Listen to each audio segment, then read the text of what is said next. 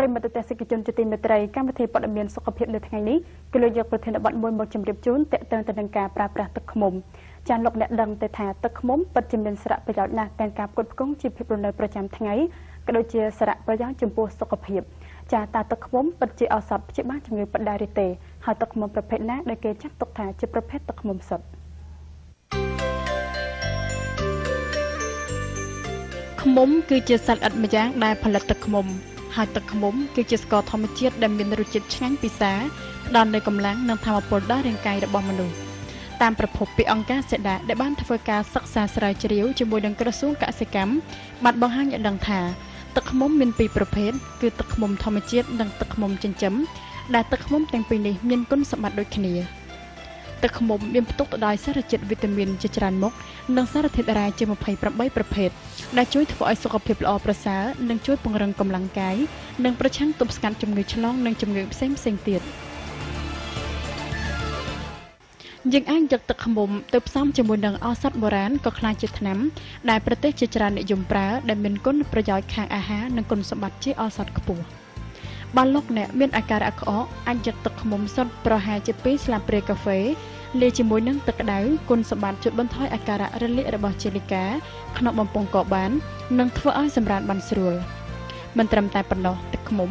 អាចបណ្ដេញកម្ដៅជំនួយក្រពះអាហារបណ្ដេញជាតិពុលព្យាបាលដបៅធ្វើឲ្យមានសំណើមកាត់បន្ថយភាពស្ងួតនិងបំបត្តិក្អកនិងជ្រាំងអណ្ដាត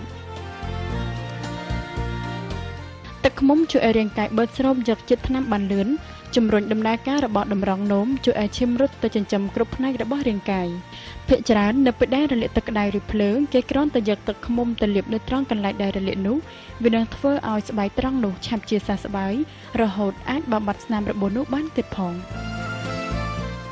ការទទួលទានទឹកឃ្មុំឆុងជាមួយនឹងទឹកក្តៅអ៊ុនៗមុនទទួលទានអាហារ1ម៉ោងកន្លះនឹងជួយទប់ស្កាត់មិនឲ្យក្រពះបញ្ចេញអាស៊ីតចេញមកច្រើនពេកសមស្របសម្រាប់អ្នកដែលកើតដំណើរក្រពះប៉ុន្តែបើឆុងជាមួយទឹកត្រជាក់វានឹងជំរុញឲ្យក្រពះអាហារបញ្ចេញអាស៊ីតកាន់តែច្រើនជំរុញការគៀបច្របាច់របស់ពោះវៀនបំបត្តិបញ្ហាអាហារមិនរលាយនិងទល់លាមកចំពោះអ្នកលេងកីឡាគួរតែពិសាទឹកឃ្មុំព្រោះវាមានប្រសិទ្ធភាពខ្ពស់បំផុតក្នុងការផ្ដល់កម្លាំងភ្លាមៗដល់រាងកាយកាត់បន្ថយការនឿយហត់របស់សាច់ដុំដល់ឡើងចំពោះបញ្ហាសម្រស់វិញទឹកឃ្មុំជួយផ្ដល់សំណើមដល់ស្បែកនិងជួយបង្ការមិនឲ្យស្បែកស្ងួតប្រេះស្រកាក្រៅពីនេះទឹកឃ្មុំក៏អាចជួយផលិតកោសិកាស្បែកថ្មីហើយក៏ជាប្រភពប្រូតេអ៊ីនពិសេសដែលមានសារៈប្រយោជន៍បំផុតចំពោះស្បែកជួយធ្វើឲ្យឈាមហូរចុះឡើងបានល្អនៅពេលយកទឹកឃ្មុំលាបរាល់ព្រឹកនិងរាល់ល្ងាចនៅលើបបូរមាត់វានឹងធ្វើឲ្យសាច់បបូរមាត់ទន់និងបន្សាស្នាមប្រេះតូចៗរបស់មាត់បានយ៉ាងល្អទៀតផងនៅរៀងរាល់ព្រឹកសូមលាយទឹកឃ្មុំមួយចំណែកទឹកក្រូចឆ្មាមួយចំណែកស្មើគ្នាក្នុងទឹកក្តៅមួយពែងដើម្បីសម្រួលដល់រាងកាយនិងជួយធ្វើឲ្យអារម្មណ៍ស្រស់ថ្លាព្រមគ្នាក្នុងនោះគេមិនអាចសម្គាល់ទឹកឃ្មុំសុទ្ធដោយភ្នែកទទេបានទេមានវិធីងាយៗចំពោះការសម្គាល់ទឹកឃ្មុំសុទ្ធទី1គឺការហាត់ក្លិនផ្កាក្នុងទឹកឃ្មុំទី2ភ្លក់រសជាតិទៅមានក្តៅបំពង់កទី3ជាធម្មតាទឹកឃ្មុំ1លីត្រមានទម្ងន់1គីឡូ3ខាំទាំងនេះគ្រាន់តែជាការសម្គាល់ខ្លះៗតែប៉ុណ្ណោះ